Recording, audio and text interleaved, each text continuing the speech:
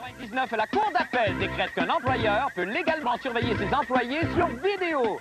Cette pratique ne date pas d'hier. On se souvient qu'à la Renaissance, des sculpteurs cachés étaient chargés d'immortaliser les employés durant leur break, ce qui a donné des chefs-d'œuvre tels que secrétaire volant du liquid paper et comptable palpant un sein. Et démission des pharmaciens d'hôpitaux la semaine prochaine, pas de panique. Il suffit de se tourner vers la plus grande pharmacie de la Terre, la nature. Une tumeur au cerveau, avalez 2 billots de cèdre avec un verre d'eau et rappelez-moi la semaine prochaine.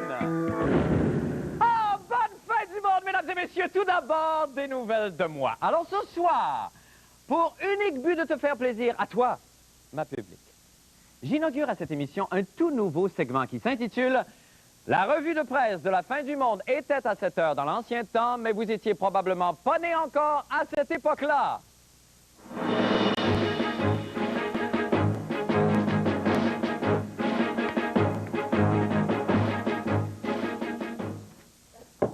Alors, je vais commencer avec la une du Santa Marais de Parc Extension. Le torchon brûle toujours entre Ottawa et Québec pour l'appellation de capitale nationale. Le gouvernement fédéral reproche à Québec d'utiliser indûment ce terme qui n'aurait pas sa place sur la scène internationale et créerait de la confusion. Le ministre fédéral des Affaires intergouvernementales canadiennes, M. Stéphane Dion, a même été jusqu'à proposer d'autres noms pour désigner la belle ville de Québec. Parmi les suggestions de M. Dion, on retrouve Carnaville, la Capitole nationale, Badabour, Amsterdam, Marie-Antoinette, Loser Police, là où l'homme blanc tinque une dernière fois avant Charlevoix, Pototown ou Bellenville, et mon préféré, complexe d'infériorité. Alors, je tiens à rappeler, évidemment, que ce sont les suggestions de M. Stéphane Dion et non les nôtres, OK? Alors, pour toute plainte, vous pouvez communiquer avec M. Dion à son bureau au 335-6655. Je répète, le 335-6655. Ça va très bien, la revue de presse. J'adore ça, je continue. Le chef spirituel des bouddhistes, le Dalai Lama, n'est pas peu fier d'avoir un autre de ses livres en tête des best-sellers du New York Times. Il est un des rares auteurs à avoir eu simultanément 2 publications dans ce prestigieux palmarès, c'est-à-dire L'Art du bonheur et Ethics for the New Millennium. Cela est sans compter, bien sûr, les nombreux romans que le Dalai Lama a publiés dans la collection Harlequin. C'est en effet un secret de polichinelle dans le milieu de l'édition bouddhiste que Sa Sainteté a écrit plusieurs œuvres sous le pseudonyme de Barbara Cartwright Lama, dont les célèbres Caresse de bronze et Je te ferai léviter, Rebecca. Ben bon. Tourisme. D'après le Journal de Montréal, la comédienne Francine Ruel est gonflée à bloc pour le Festival des Montgolfières de Gatineau.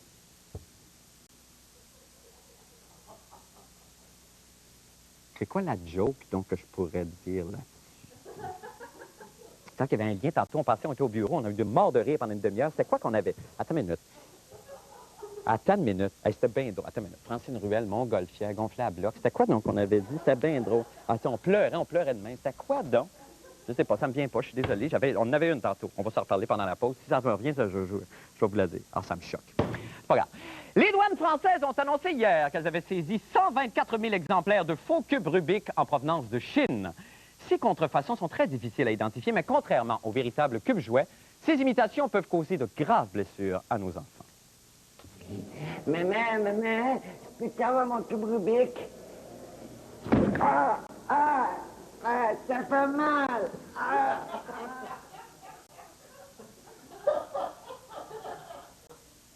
Soyez prudents. Julie Snyder nous réserve une primeur de taille à son émission Le Point Jus cette saison, alors qu'elle dévoilera, semble-t-il, sa poitrine nue, ce qui devrait évidemment attirer de nombreux téléspectateurs curieux de l'anatomie de la démone. Dans le même ordre d'idée, le directeur des programmes de Télé-Québec a fait une annonce choc lors du dévoilement de sa programmation d'automne. On l'écoute. On est très fiers de vous annoncer à Télé-Québec que Anne-Marie Dussault va animer toute sa première émission Petite culotte sur un plancher en miroir et que Daniel Pinard, je vous dis pas quelle semaine, mais à un moment donné, il est en train de brosser sa béchamel, il vient tellement excité, il sort le sac.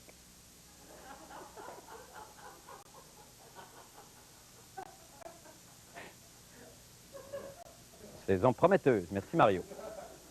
Eh bien, c'est tout pour ma revue de presse humoristique. Je pense que j'ai été particulièrement drôle, hein? Hein? Ah non, mais c'est vrai, je suis donc bien en forme cet automne, moi. Ah non, je ne tiendrai pas de même toute la saison, hein. Ah non, je le dis tout de suite, ça se peut pas. Faut que je commence à être plus plate, sinon je me rends pas à Noël. C'est tout.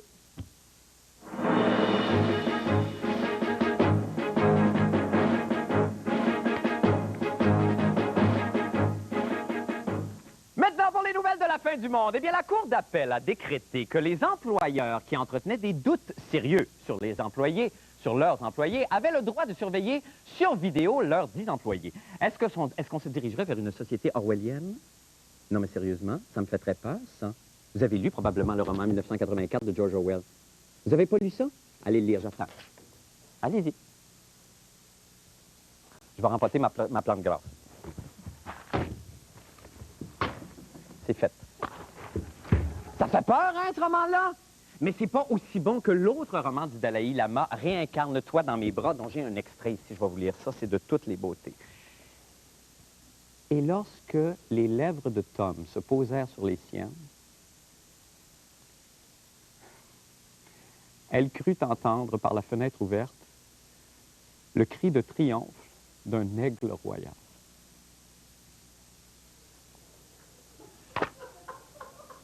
Excusez-moi. Maudit merde! Pas fait, je m'excuse. Vous êtes encore venu me chercher, maudit marchand de rêve! Oh, excusez-moi, on regarde le reportage de Jean-René Dufort.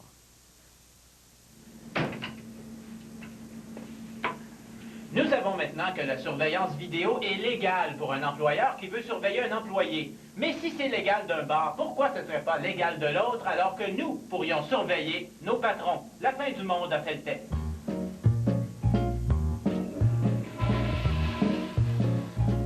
Ben c'est ça. Nos boss ont le droit de nous filmer secrètement. Moi aussi, je vais vérifier s'ils sont vraiment en meeting plutôt qu'au golf. De toute façon, je me doute de quelque chose. La Cour d'appel dit que la surveillance est permise, mais dans certaines conditions. Les conditions, c'est qu'il faut y avoir un motif sérieux pour faire de la surveillance, par exemple, bon, la fraude, et il faut utiliser des moyens raisonnables. Commençons par filmer secrètement le grand boss de la programmation de TQS, Luc Doyon. Ouais, méchant gros meeting. Attendez que Pierre Carl voit ça. Qu'est-ce que vous avez le droit de filmer exactement? Si, lorsque je vais aller sur son terrain à lui, c'est son lieu privé à lui, c'est sa demeure, je ne peux pas y aller. Il faut que ça se fasse de la rue. Si je peux voir dans sa cour de la rue ou d'une rue qui est à l'arrière, il n'y a aucun problème. En plein milieu de l'après-midi, le rédacteur en chef de La Fin du Monde, Jacques Mathieu, et la productrice Dominique Chaloux sont en meeting à l'extérieur. Prière de ne pas déranger. Initialement, il faut avoir un motif. On ne peut pas juste aller comme ça décider à suivre une personne pour le fait de le suivre. Il faut avoir un motif initial, puis assez de preuves comme quoi qu'avec la preuve vidéo, ça va venir concrétiser qu'est-ce qu'on avait initialement comme doute. Ah, je me doute que mon concepteur préféré, Stéphane Laporte, me trompe avec un autre réseau à 3 lettres. Regardez-le me tromper avec des filles même pas plus belles que moi. Puis Louise Deschâtelet, qu'est-ce qu'elle fait là, elle, le mouton noir? Ben, elle mérite qu'on montre ce qu'on a filmé à photocopieuse. Imaginez, c'est une conteste.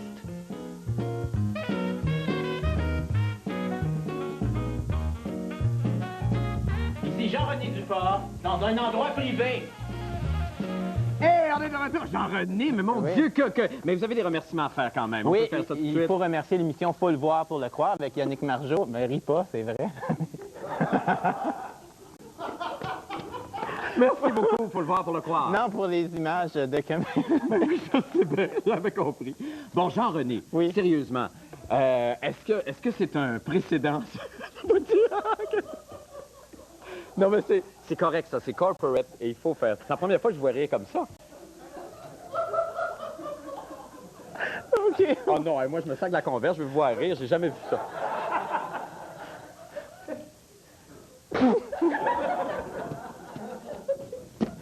Je pense que c'est le stress ou je sais pas. Je pense que vous manquez de vacances, peut-être, Jean-René. Non, mais ce qui est important de mentionner là-dedans, c'est que... J'ai jamais vu ça. C'est qu'on peut pas filmer quelqu'un quand il est chez lui. C'est-à-dire qu'un employeur peut te filmer au bureau parce que l'employeur est chez lui. D'accord, je comprends. Parce que c'est sa bâtisse. Bon. Mais toi, tu peux pas le filmer chez lui, l'employeur, parce que tu es pas chez toi. D'accord. C'est vrai. Donc, Quoi? et là, le détective peut te filmer si tu tournes ton gazon du trottoir. C'est-à-dire qu'il est dans un lieu public et il te D'accord, voit et tu tournes le d'accord. gazon devant tout le monde. Donc, on peut te filmer. Si tu as une hernie discale et tu tournes ton gazon, CSST 0. Et si, par contre, tu es chez toi et tu fais l'amour, ou tu es dans ton salon, ou tu es sur ton patio, ce n'est plus un lieu public. Et là, ça marche pas. Merci! C'est beaucoup plus clair. Ouais. Mais hey, non, mais c'est la première fois quand même qu'on jouait dans les plates-bandes de la sacro-sainte. Hein? On a le droit maintenant d'aller dans la vie privée. C'est un précédent quand même, cette affaire. On a le droit d'aller dans la jusqu'à vie un certain point privée. si on a des doutes raisonnables. C'est ça. Faut pas passer à la clôture. OK, merci infiniment, Mais Jean-René. Passez une belle nuit, hein? Oui. On s'en tord, hein? Non, On non. a une belle vie sentimentale tourmentée. Ben, C'est le fun. Il faut se reposer aussi, il faut penser à soi. Nous allons faire une petite pause et nous revenons avec d'autres nouvelles. Restez là. Eh bien, le 7 septembre prochain, les hôpitaux pourraient bien devoir se débrouiller pharmaciens si ceux-ci maintiennent leur décision de démissionner en bloc mardi. Mais à bien y penser, qu'importe si les missions et les pharmaciens qui se disent sous-payés, puisque le nouveau disque de Bruno Pelletier, D'autres rives, est maintenant sur nos tablettes. Écoutez ça.